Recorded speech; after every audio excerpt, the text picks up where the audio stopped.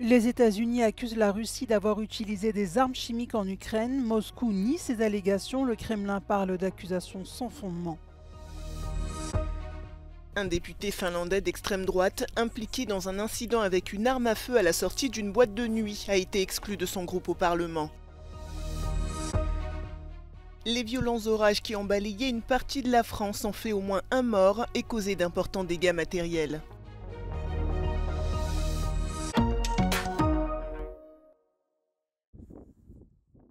Washington accuse la Russie de recourir à des armes chimiques en Ukraine, telles que la chloropycrine. Il s'agit d'un produit suffocant, irritant pour les poumons, les yeux et la peau. Il provoque également des vomissements et des troubles digestifs. Son utilisation est interdite. Ce n'est pas la première fois que Moscou est pointé du doigt. À de nombreuses reprises, la Russie a été accusée par Kiev d'utiliser ce type d'armes. La Russie rejette en bloc ces allégations. Le Kremlin dit respecter les conventions sur les armes chimiques. Мы видели новости на этот счет. Как всегда, такие объявления звучат абсолютно голословно, ничем не подкреплены. Россия была и остается приверженной своим обязательствам по международному праву в упомянутой области. L'accusation américaine est intervenue le jour même où une attaque de missiles balistiques russes contre la ville portuaire d'Odessa a tué au moins 6 personnes et en a blessé 14 selon les autorités locales. Kiev attend une livraison d'armes et de munitions américaines. Cette dernière avait été retardée en raison de querelles politiques au Congrès américain, alors qu'à l'est de l'Ukraine, les conditions sur la ligne de front s'aggravent. D'après un porte-parole de l'armée ukrainienne, les combattants locaux tiennent bon face à la poussée des forces russes, mais les soldats russes sont plus nombreux et mieux équipés. Le Kremlin a d'ailleurs amassé des troupes dans la région de Donetsk afin de percer la ligne de défense ukrainienne. Ce qui provoque des évacuations de civils, comme ici dans la région de Soumy, située à quelques encablures de la frontière russe. Mercredi, plusieurs personnes ont été contraintes d'abandonner leur maison pour trouver refuge dans d'autres endroits plus sûrs. De nombreuses familles avaient déjà quitté les régions frontalières, mais l'exode s'est intensifié il y a peu.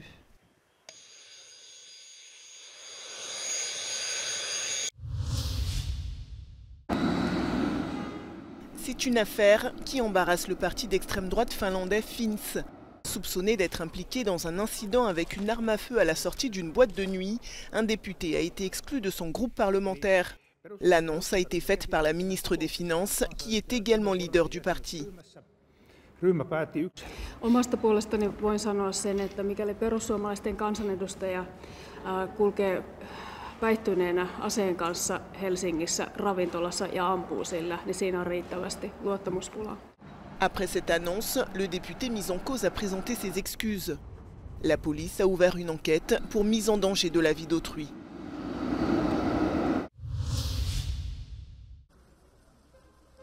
Ursula von der Leyen a annoncé un programme d'aide d'1 milliard d'euros pour le Liban lors d'une visite dans ce pays, dans le but de réduire les arrivées de migrants dans l'Union européenne, en particulier à Chypre. L'île méditerranéenne, située à moins de 200 km du Liban, a vu augmenter les arrivées de réfugiés en provenance de ce pays du Moyen-Orient. We are committed to maintain legal pathways open to Europe and resettle refugees from Lebanon to the European Union.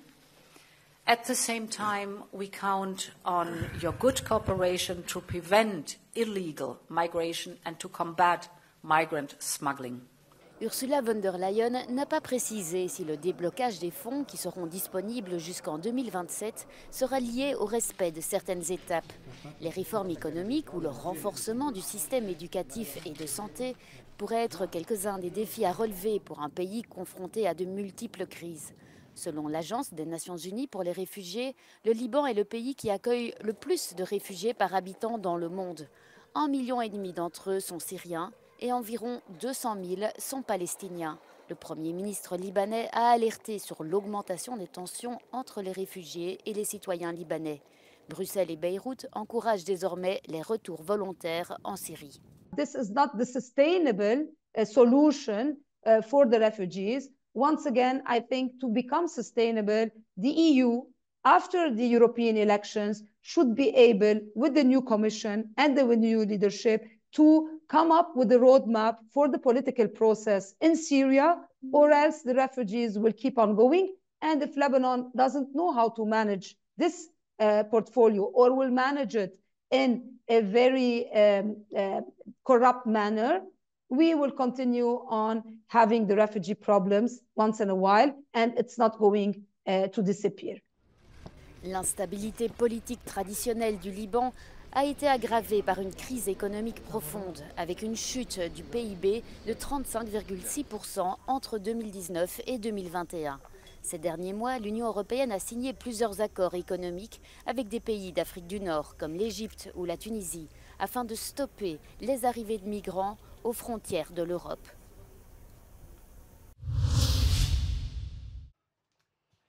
Terry Reinke, candidate principale des Verts aux élections européennes de juin, a parlé à Euronews des objectifs et des ambitions de son parti pour les 5 prochaines années. Sans surprise, il est primordial de maintenir les Verts européens sur la route, et ce pour 2 raisons. Tout d'abord, pour que notre planète reste habitable pour les humains. So what I would like to do is obviously convince people that we need to stay on course for climate neutrality, because this is in everyone's interest. We are already seeing the dire consequences that the climate crisis has today, and especially in Europe, because Europe is the continent in the world that is heating up the fastest. Faire du Green Deal européen une réalité est important pour les Verts dans 2 domaines. En matière de sécurité, en rendant le continent moins dépendant de régimes hostiles, ainsi que pour sa survie économique. Aujourd'hui, à la traîne de la Chine et des États-Unis en matière d'économie et d'investissement vert, Terry Reinke insiste sur le fait qu'il est impératif de faire un effort sérieux pour rattraper ce retard. Only with a European strategy, only with the European model, we can compete with China, also with the US right now. But for that, we need to make the right calls. And for me, having a massive investment program from the European level that incentivizes member states to go down that road, that also makes some of the planning processes easier, because the money is coming from a European pot together and it's not member states only pushing for their interest, will be crucial. La politicienne allemande a reconnu le rôle déterminant joué par sa compatriote à la tête de la Commission européenne pour faire du Green Deal européen une réalité politique. Toutefois, plus récemment, Ursula von der Leyen n'aurait, selon elle, pas fait preuve de la loyauté nécessaire pour convaincre les Verts de poursuivre leur engagement. For me, it is quite clear that she has done good, that she has moved forward things in the last legislature, but it is absolutely unclear whether she will continue to do that.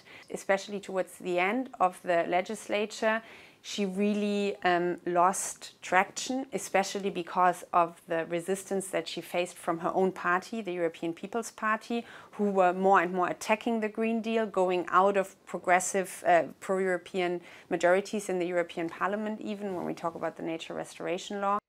Bien que les récents sondages indiquent que les Verts pourraient avoir une vingtaine de sièges en moins dans le prochain Parlement, Terry Reinke est convaincu qu'une campagne électorale vigoureuse, qui a commencé pour de bon, maintenant que le Parlement a terminé ses travaux, peut renverser la situation.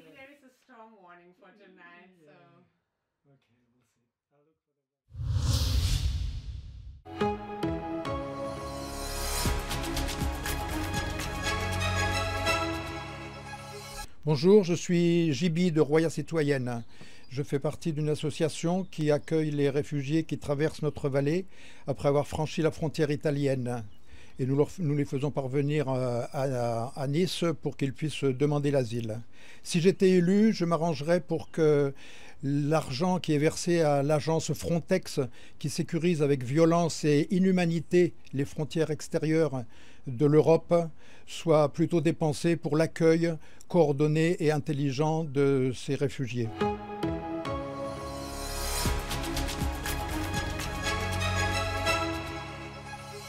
If I'm re-elected as a member of European Parliament, I would like to set my goals for what people really expect of the European Union, and these are twofold. First, to tackle illegal migration. We need to invest in securing our external borders, so border walls, fences, and a naval blockade.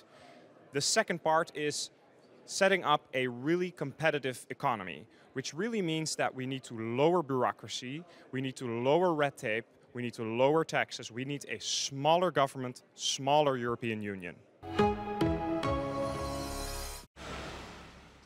surlendemain des violents orages qui ont touché une partie de la France, à Courmelles dans l'Aisne, l'heure est au bilan. Une femme de la commune est morte après avoir été emportée par une coulée de boue dans la nuit de mercredi à dimanche. Son conjoint a lui été blessé.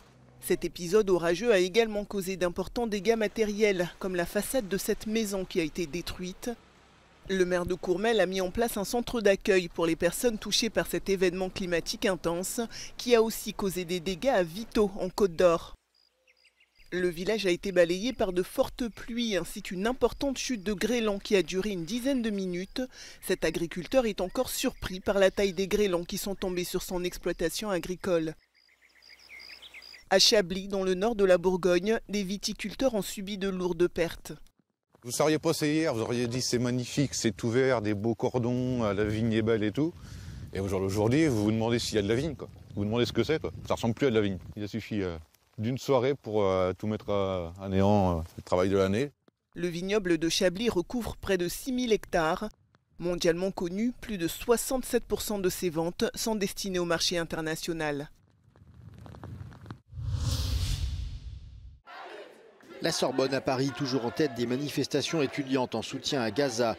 Ce jeudi, ils étaient encore une centaine autour de la faculté, drapeau palestinien en main, à réclamer bruyamment l'arrêt du conflit, mais aussi la fin de la collaboration entre les universités françaises et israéliennes. Ils ont aussi demandé aux universités de couper les ponts avec les grandes entreprises françaises, notamment de l'armement qui favorise les efforts militaires d'Israël à Gaza.